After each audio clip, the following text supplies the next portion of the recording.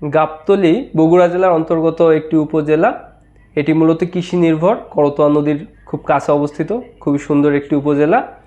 অনেকে ধারণা করতেছে এখানে তেলের খনি আছে এবং অনেক বড় একটি তেলের খনি আছে। এটি কতটা বাস্তব এই ব্যাপারে আজকে আমরা কথা বলবো।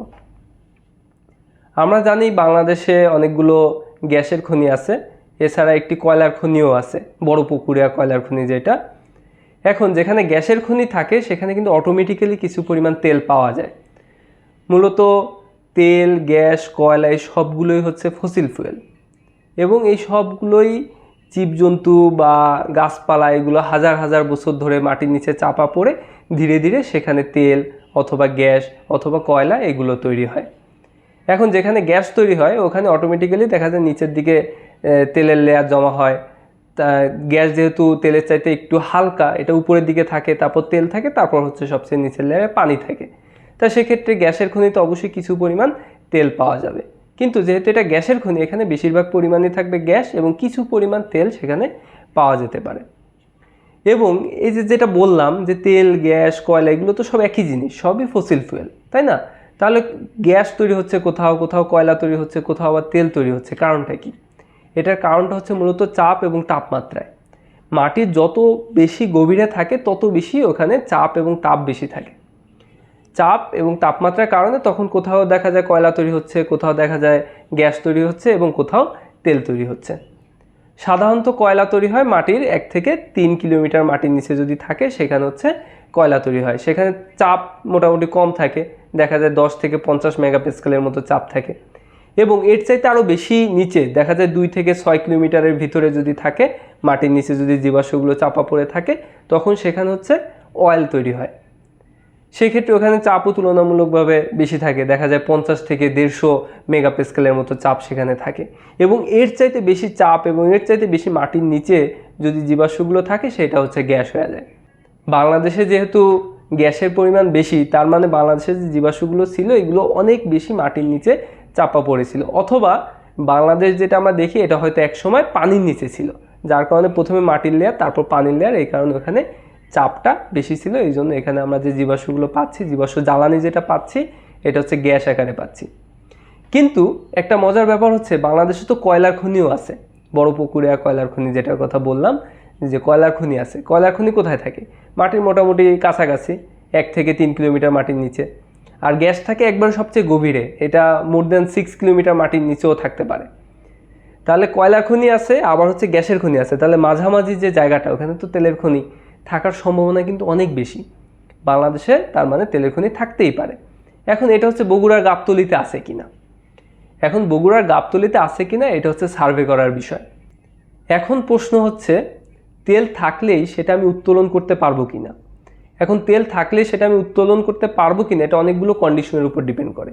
প্রথম কথা হচ্ছে এটা ইকোনমিক্যাল হবে কিনা, তার মানে আমি তেল উত্তোলন করতে আমার যে পরিমাণ খরচ হবে আমার ওই পরিমাণ মজুদ সেখানে আছে কিনা এটা তো নিশ্চিত করতে হবে। এরপর হচ্ছে তেলটা কতটুকু বিশুদ্ধ। তেলের ভিতরে যদি আমার পানির পরিমাণ বেশি থাকে এটা পরবর্তীতে রিফাইন হবে, তাই না? রিফাইন করতে যদি আমার খরচ বেশি হয়ে যায় সেক্ষেত্রে তো এটা ইকোনমিক্যাল হচ্ছে না। তাহলে আমার শুধু তেল থাকলে হবে না, তেল পর্যাপ্ত পরিমাণ থাকতে হবে, এটা যথেষ্ট পরিমাণ রিফাইন্ড হতে হবে, তার মানে পানি বা অন্যান্য উপাদানের মিক্সচার কম হতে হবে। তারপর হচ্ছে আমরা যেভাবে কল্পনা করি যে মাটির নিচে সেখানে একটা পুকুরের মতো থাকবে, ওখানে তেল থাকবে এবং ওইটা আমরা জাস্ট একটা পাম্প লাগাবো তারপর তুলবো। ব্যাপারটা মোটো এত সহজ না। মূলত তেলগুলো থাকে মাটির নিচে, হচ্ছে রক থাকে এবং রকের ভিতরে পোরোসিটি থাকে, বিভিন্ন গ্যাপ থাকে, গ্যাপের ভিতরে হচ্ছে তেলগুলো থাকে। এখন এই পোরোসিটি একটা রেঞ্জ আছে, একটা পর্যাপ্ত পরিমাণ পোরোসিটি থাকলে সেখানে হচ্ছে আমরা তেলটা উত্তোলন করতে পারবো।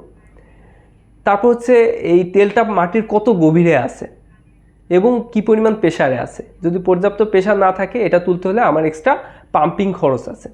তো এইগুলো সব কিছু ব্যালেন্স করে তারপর হচ্ছে এটা উত্তোলনযোগ্য হবে কিনা এবং এটা ইকোনমিক্যাল হবে কিনা এটা নির্ভর করে। তার মানে সবগুলো ফ্যাক্টর যদি পজিটিভ থাকে কেবল তখন আমরা তেলটা উত্তোলন করতে পারবো, আদারওয়াইজ কিন্তু একটাও যদি নেগেটিভ হয়ে যায় তাহলে দেখা যায় তেলটা এটা উত্তোলন করার মতো পর্যায়ে থাকবে না। এখন বগুড়ার গাবতলীর কথা যেটা বলা হচ্ছে বিভিন্ন সোশ্যাল মিডিয়াতে বা বিভিন্ন জায়গাতে আমরা যেটা দেখতেছি যে সেখানে তেলের খনি আছে। এখন তেলের খনি যেটা বললাম যে থাকলেই হবে না, এটা উত্তোলনযোগ্য হতে হবে। আর এটা এরশাদের আমলে একবার সার্ভে করা হয়েছিল কিন্তু সেখানে আনসাকসেস হয়েছে, যে কোনো কারণে হোক সেখানে তেল পাওয়া যায় না। বর্তমানে পেট্রোবাংলা এগেইন সারা বাংলাদেশে হচ্ছে সার্ভে করতেছে, যার আন্ডারে বগুড়াতেও তেল গ্যাস অনুসন্ধানের কাজ চলতেছে।